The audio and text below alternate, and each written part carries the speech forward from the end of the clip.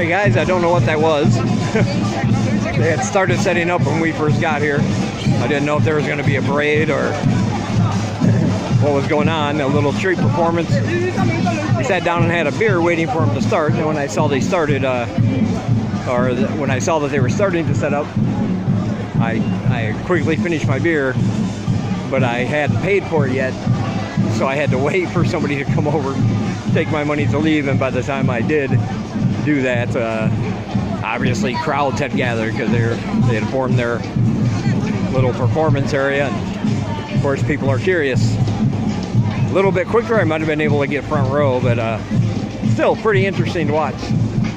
Like I said, I don't know what it is, but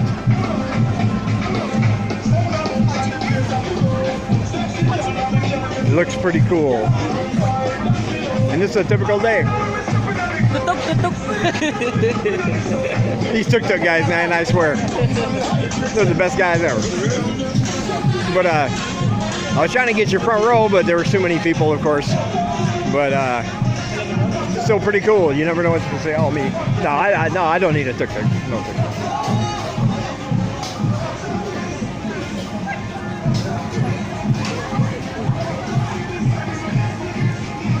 Hard-working guys over there. Food smells delicious. I did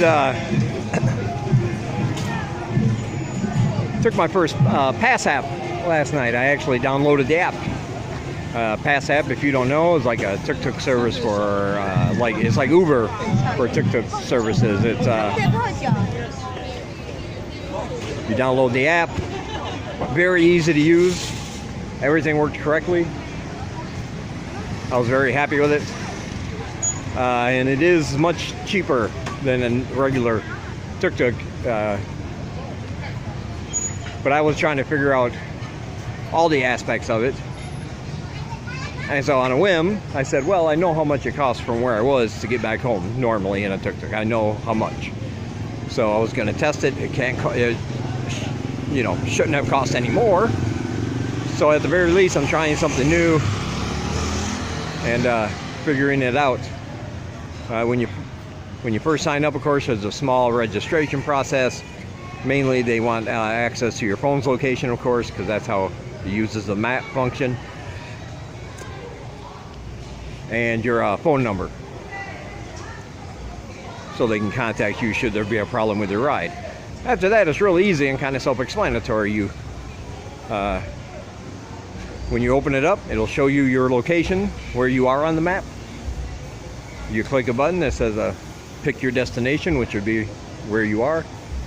Then it'll ask you if you want to enter a drop-off point. If you know where you're going, works like Google Maps. If you don't know the name of the road or something, you can always Google something you know is close by, or not Google, but type the search into Google Maps of a place close by, find it, put a pointer on the map, done.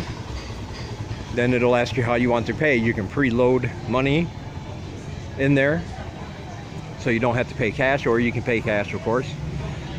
And then you get three options. One is a regular, or not a regular, but like a car taxi, a regular car.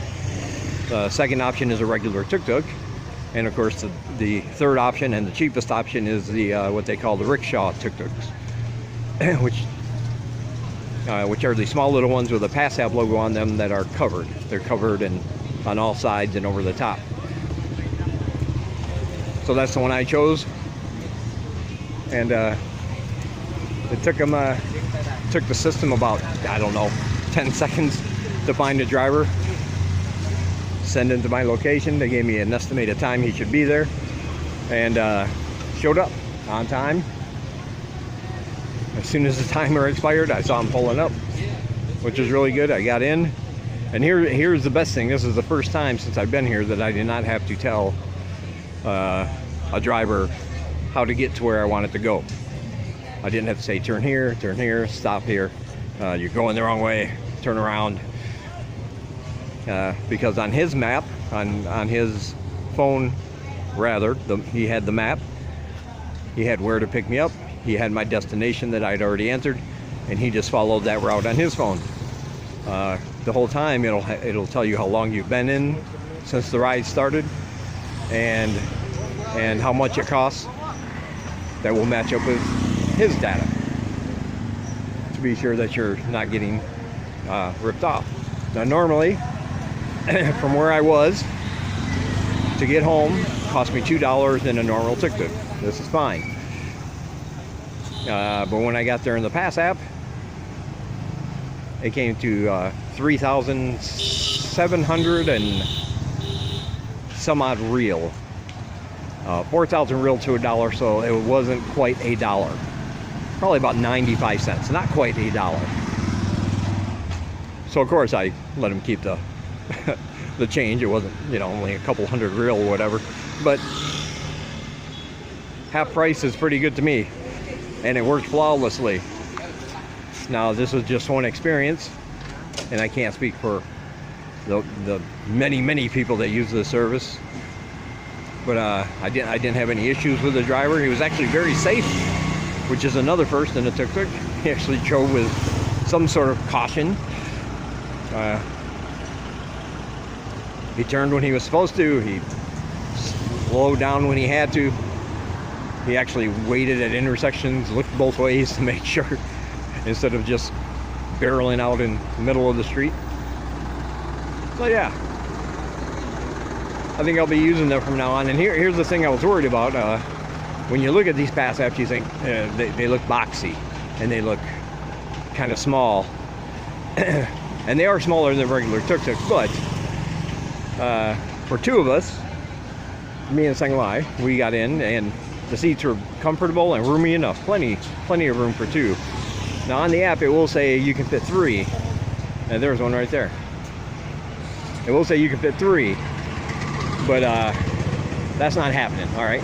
As you can see the inside there. Yeah, 3 would be pushing it.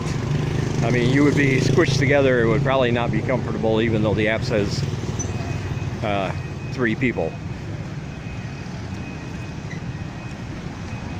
But once you get inside, they're roomier than what they look like on the outside. I had no problem with head height. Like, I didn't have to scrunch over. Like I said, everything was roomy. There was a small space in between me and Sanglai. I guess you could have put a child in there, but probably not another person, as I said. But so yeah, it was roomy enough. And like I said, half price, which was really good. People were telling me from the Camlin school that they were getting rides home near where I live for like 75 cents. And I thought, I didn't know if that was true or not, but it is, because this thing is pretty inexpensive.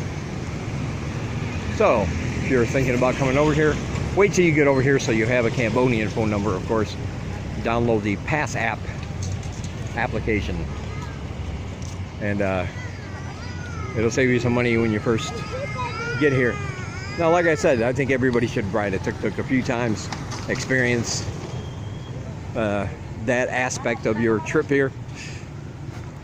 But yeah, for living here and getting around, if you're going to be using them a lot, like when you're going for interviews and things like that, definitely take one of those. You can save a lot of money.